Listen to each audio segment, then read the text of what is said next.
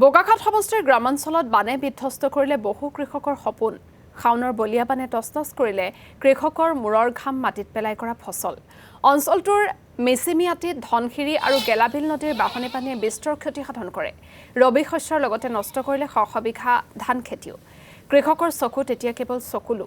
চৰকাৰ প্ৰশাসনে শেষ আশা কৃষকসকলৰ। আৰু এই সন্দৰ্ভত এক প্ৰতিবেদন আগবঢ়াইছো মৃদুস্মন্ত বৰুৱাৰ।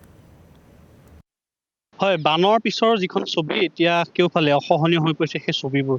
আৰু আমি এইকেইটা দিন ধাৰাবাহিকভাৱে সেই যিসমূহ বানৰ বিভীষিকাৰ পিছৰ ছবিবোৰ দেখুৱাবলৈ যত্ন কৰি আছোঁ। এই মুহূৰ্ততো মই বোকাখাত সমষ্টিৰ অত্যন্ত ভিতৰুৱা যি মিচিমিয়াটি অঞ্চলত উপস্থিত আছোঁ। ইয়াতো দেখিবলৈ পোৱা গৈছে কেউফালে ইয়াতে শ শ কৃষকৰ এতিয়া আৰ্তনাদ দেখিবলৈ পোৱা গৈছে। তেওঁলোকৰ কৃষিভূমি বিস্তৰ নষ্ট হ'ল, ক্ষতিসাধন হ'ল আৰু সকলোৱে এতিয়া কেউফালে হুমুনীয়া। মই এটা ঠাইত উপস্থিত আছোঁ। মোৰ এটা কাষে আছে এখন তেওঁলোকে ঘাঁহৰ খেতি কৰিছিল ইয়াতে প্ৰায় 7 বিঘাকৈ ভূমিত।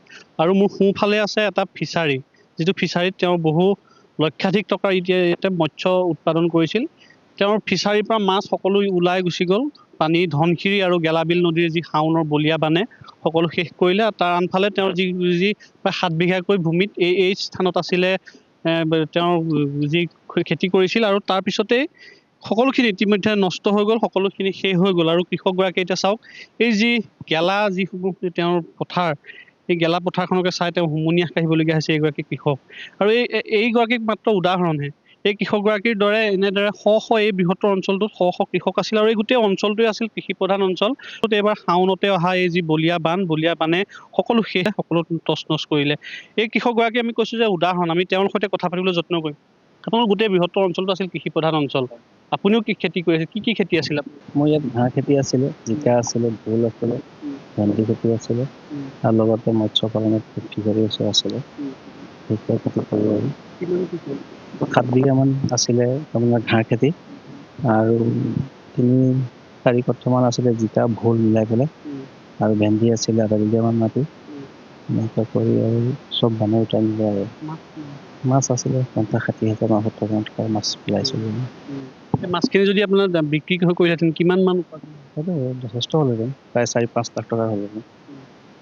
আগৰ মাছো আছিলে না, সেইকেইটা মাছো উঠি গ'ল, চব গুচি গ'ল। গমেই নাপালে? নাই, ধৰিব মানে পানীটো ইমান হ'ব বুলি ভবা নাছিলোঁ। আৰু গেলাবিল আৰু ধনশিৰি পানীহে আহি সোমাইছে। সোমাই পেলাই ওলাবলৈ মানে ওলাইলেহেঁতেন, পানীটো বাকচলখীয়া হৈ গ'ল, নোলোৱাই হ'ল। এতিয়া অলপ কিমান দিন আছিলে ইয়াত পানী? পানী আজি প্ৰায় 15-20 দিনেই হ'ল। থাকিব মানে কল চব মৰি গৈছে, কলবোৰ চব মৰি পেলাই আপোনাৰ দেখিছোঁ খেতি চব গেলি গৈছে। চব প্ৰায় গেলি গ'ল। আৰু ইয়াত এতিয়া খেতি কৰিবলৈ এতিয়া কেতিয়া শুকাব পাৰিম? বহুতো কষ্ট হয়, খেতি কষ্ট হয়। এতিয়া তাকে আৰু চৰকাৰৰ ফালৰ পৰা কি সহায় সহযোগ দিয়ে আৰু তাকে কামনা কৰিছোঁ।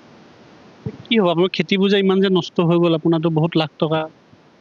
তাকে চৰকাৰৰ ফালৰ পৰা তাকে আমি কৈছোঁ, চৰকাৰে চাব লাগে আমাক। আমাক কি কৰিম, উপায় নাই। আমাৰ চলা মেইন ফেক্টৰী আছিলে সেইটোৱে, আৰু কৃষিৰ পৰাই চলোঁ আমি। গোটেই অঞ্চলটোত খেতিয়ক মানুহ কিমান আছে? আমাৰ ইয়াত গাঁওখনত আছে প্ৰায়, আমাৰ গাঁওখনত 28-29 ঘৰমান মানুহ আছে। আৰু ওচৰে পাজৰে মিলাই প্ৰায় 200-250 মান ঘৰ হ'ব মানুহ। চব খেতি, কঠীয়া-চঠীয়া যিকেইটা শালি কঠীয়া পাৰিছিলে চব পানীৰ তলত আছে এতিয়া। এতিয়া ৰুবলৈ মানুহৰ কঠীয়া নাই, তেনেকুৱা অৱস্থা হৈ আছে।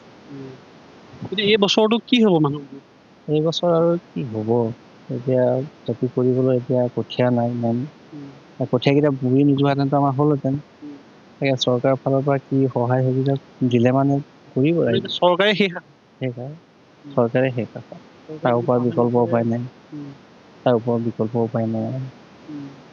বহুত বেয়া লাগিছে ন, আপোনালোকৰ বহুত কষ্ট হৈছিল। বহুত কষ্ট মানে আৰু ইমান সোপা মানুহ হাজিৰা লগাই পেলাই ঘাঁহকেইটা ৰুলো, কিন্তু কামত নাহিলে। ভাবিছিলোঁ এবাৰ আৰু গৰুকেইটা অলপ সকাহ পাব বুলি পেলাই, জাৰ্চি গৰুকেইটা। নাই, নহ'ল। জাৰ্চি আছে, জাৰ্চি আছে। মোৰ জাৰ্চি আছে 15-16-17 আছে। সেইখিনিৰ কাৰণে সমস্যা। সেইখিনি কাৰণে সমস্যা। দানাৰ দাম কিমান হৈছে, 1700-1800 জানা। এক বস্তা চাপৰৰ দাম 1200-1300 টকা হৈছে। কেনেকৈ খুৱাম? মই ভাবিছিলোঁ যে ঘাঁহকেইটা ৰুই মেলি ঘাঁহৰ পৰা খুৱাম বুলি পেলাই, এতিয়া পানীয়ে শেষ কৰি দিলে। শাওনতে আহিছে, ভাদ মাহতে আকৌ আহিবলৈ আছে। আছেই, পানী আছে আৰু কি আকৌ প্ৰব্লেম হ'ল। সেইকাৰণে কি কৰে চৰকাৰে। এতিয়া এটা কথা কোৱা যায় যে খেতিয়কৰ নিষ্ঠাৰ নাই, যে সকলো ফালৰ পৰা খেতিয়কহে এতিয়া কিন্তু আক্ৰান্ত। সম্পূৰ্ণ খেতিয়কৰে যোন পানীয়ে চব তছমছ কৰি দিলে, খেতিয়কৰে নহয় বিপদ, আৰু বিপদৰ একো নাই আৰু।